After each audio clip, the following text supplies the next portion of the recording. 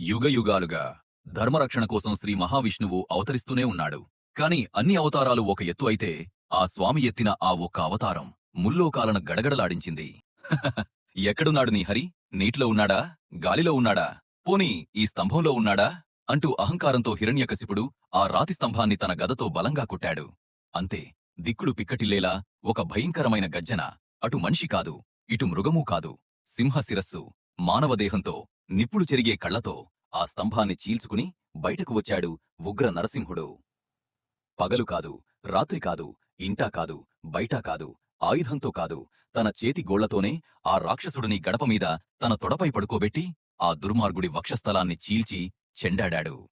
ఆ ఉగ్రరూపాన్ని చూసి ముక్కోటి దేవతలు వణికిపోయారు.